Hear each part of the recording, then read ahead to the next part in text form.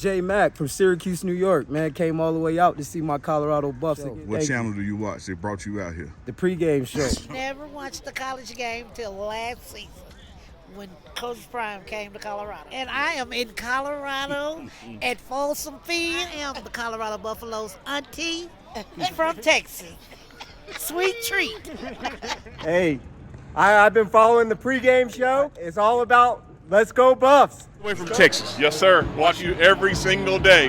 Nobody lays it down like Uncle Neely and the pregame show. Neely, pregame show behind the scenes of everything. And why does he get that kind of access? Why does he get that kind of access?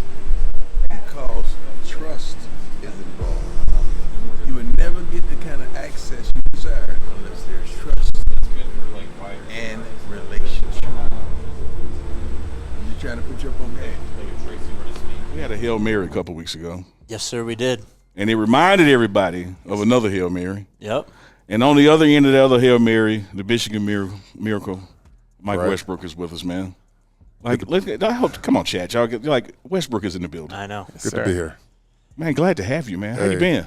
You know me. Yeah. Love it. Loving life, Loving what you guys are doing right now. Thank you, man. Before we dive into some football, let me tell y'all a personal story about this Sure, guy. go ahead. He's heard it 100 times. I mess with people. The chat gets on me because I pick on Jake. I pick on people, man. So this guy, he's sitting outside Coach Prime's office. He got some nice Jordans on. This is week one. You didn't know who I was. No. No, it's like, this is the guy sitting outside Coach Prime's office. Like, I got to mess with him. Got some nice Jordans on. Yep, it was going to the spring game. I said, man, what size are those? And it was like off just a size. So I said, man, you lucky because I'd have got them off of you. Coach Prime is standing there. He said, man, you don't want to do that. I said, well, I can take this guy. He's like, you might, but he's not going to quit. He's going to keep coming. Like, if you get those shoes today, he's not only going to get them back, he's going to act like you still got him every time he sees you. He is not going to quit. I said, all right, man, I'm going to let you keep him. Then I went and Googled him. I already knew the receiver stuff. Of course. I didn't know this taekwondo, jiu-jitsu, traveling the world, whooping people on different continents. Yeah, you better watch yourself, man. This dude is Coach Prime saved you. He saved my life. That's Westbrook. Neely was just playing. We have a good time. We do, man. Wes, I got to ask you, as a former player here, drafted from here, being able to come back and see this program under Coach Prime, what does it do for you? I like the fact that you guys are now starting to understand like what it felt like for us because our fans was kind of spoiled because we just won, and now you guys are kicking some butt, and now the fans are responding like they responded for us back in the day, and it's like night and day, and it's lovely. You know what I'm saying? Last year we did what we did. We had the Prime effect, but now you guys are putting some things together, and we got the best fans in the whole entire country when you're doing what you're supposed to be doing. Yes, sir. Yeah. Michael, just to go back to the Miracle at Michigan, and then the Baylor Hail Mary, just what was going through your mind in that moment, and did it take you back to, Ann Arbor when that happened? See, I saw it a little bit different because there's a whole bunch of things that happened in that play. So ours was, we needed to score a touchdown to win the game, and we practiced that play. It wasn't just a throw up and, you go do anybody catch the ball. It was a practice play, rocket left. So mine was tipped, saw it in slow motion, caught the ball. Michigan was quiet. Stark contrast to what happened in Boulder. Yeah, one quiet. So watching that play, I got no Hail Mary vibes. Okay, so this is what happened for me. I saw a quarterback roll out skillfully. I saw a quarterback pinpoint accurately put the ball on the back shoulder of the DB. I was like, when that ball went up and that DB was had his face start facing the sideline, I was like, what a ridiculous throw. Spiraled out, and then what made the play even more crazy for me is the catch that Western made. Like people don't understand how hard of a catch that was to make. It just people take it for granted, but he had to catch it with his forearms because there was a bullet. He was 8 inches, 9 inches, a foot off the ground. Had to dive coming from his bad side, his left side, and had to squeeze his elbows. That ball could have easily just went through his legs. That was not an easy ball to catch. So it was a ridiculous throw and a ridiculous catch, and that play was far, far greater than ours was, but the significance of the play was ours was bigger. Yeah. But that play was far more difficult than ours was. So. I mean, you just talked about Shedeur, obviously Travis on this team. As of right now, you are the highest draft pick in the history of this university. That's only a couple of months away from from being wiped out. I'm just curious, looking back, and Cordell, probably the most talented quarterback in the history of this university, or close to it, before, in competing with Shedeur for that. When you look at Travis and Shedeur and the combination that they have going, just what do you see in terms of their talent and their abilities? This is crazy because Shedeur is literally easy the best quarterback this university have ever had. We've by far. Like, I mean, I literally want to come to games just to watch Shedeur throw the ball. Yeah. But I don't, because I love my squad. I love my team. I love my city here. I love Travis. I love the receiving squad. I love what defense is doing. I love so much about what's going on right now.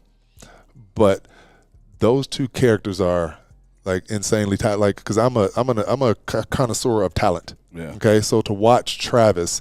Okay, so people don't understand what's going on with Travis. Okay, they don't understand. He's so dangerous because he is a wide receiver that can play cornerback, and you don't understand what that means, because unless you play cornerback and you're one of those cornerbacks like Chris Hudson or Deion Sanders or Deion Figures who don't care about being a cornerback, they're just a wide receiver playing cornerback. That's what makes him so dangerous. He sees the ball different. It's basically when the ball goes in the air, it's two wide receivers out there. Yeah. One on defense and one on offense. And that's Wow. what makes him ridiculously dangerous. And I'm watching it. And I'm like, don't throw the ball to his side if you don't. You know what I'm saying?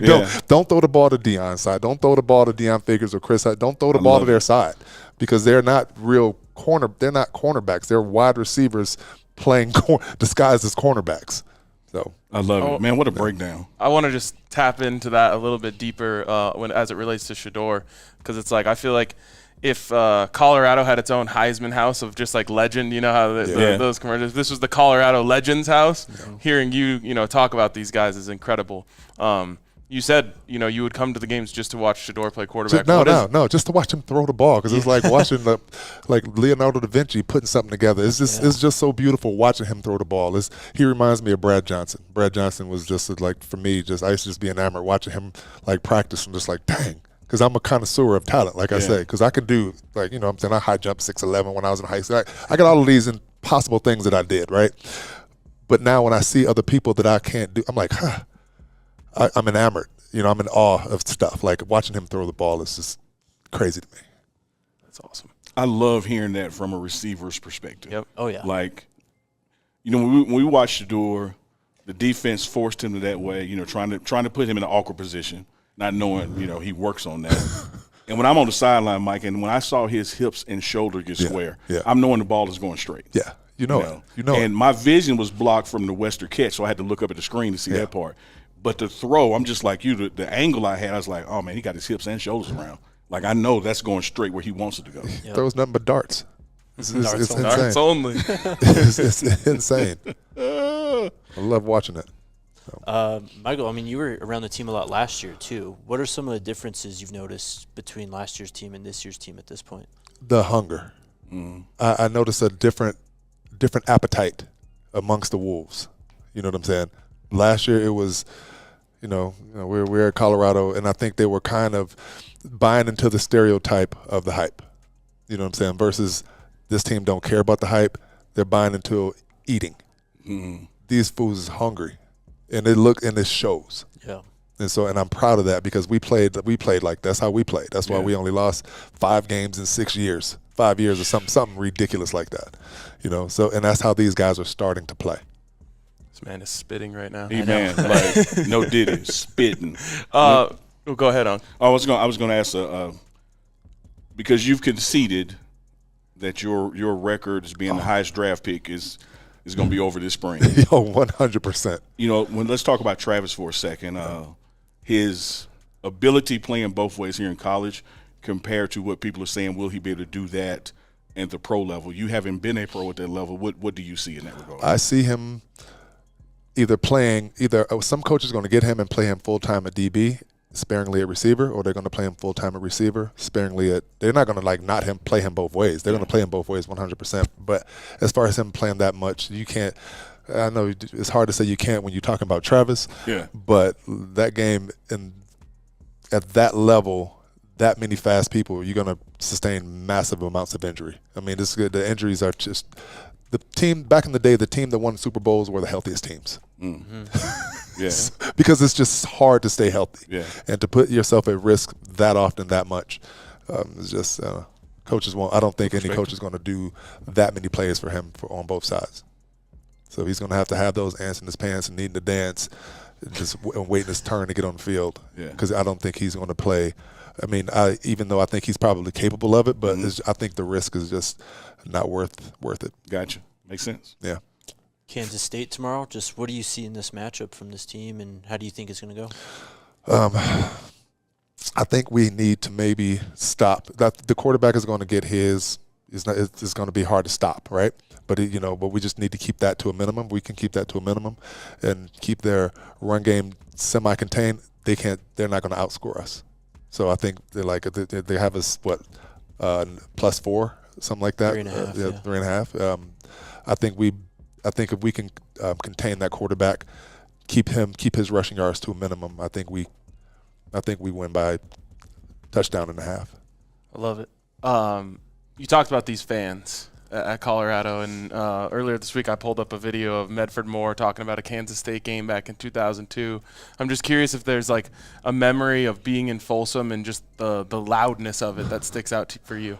Oh no, like I was saying, at Michigan, when we played Michigan, I caught that ball, I jumped up, and my ears was, it was weird because there's 104,000 people, and it was like this room right here. Yeah. It was so crazy. And then watching it on TV, I wish I was there, watching it on TV, and it was just like a thunderclap, and just everybody went crazy. And I'm like, I was so jealous. Like, oh, man, why couldn't we have been at home and did that? You know what I'm saying? You know what I'm saying? But, it's an awesome time, and the fans are very responsive fans. And, it was a pleasure playing for them. And I'm, obviously this is the kids' times now. Yeah, love it. Mike, you're going to be around all weekend to be at the game tomorrow. Yep. Hopefully you're going to suit up and get a couple reps out there. Yeah, me and Chris was talking about that. I got a hitch in me. Yeah. I got a hitch. Maybe I got a slant as long as they're not in cover two, because I'm not I'm an alligator arm it. Yeah. Shador's going to get you the ball. I know. Get it to you. I know. Well, man, we appreciate you stopping by, and it's going to be a late night tomorrow, but we do a post game show. Right. And if you're still in the stadium, man, of course. You're more than welcome. Of course. All right, you know. Mike Westbrook. All right, bro. Thanks, Mike. Thank See you, man. boys. Appreciate you. Mm-hmm.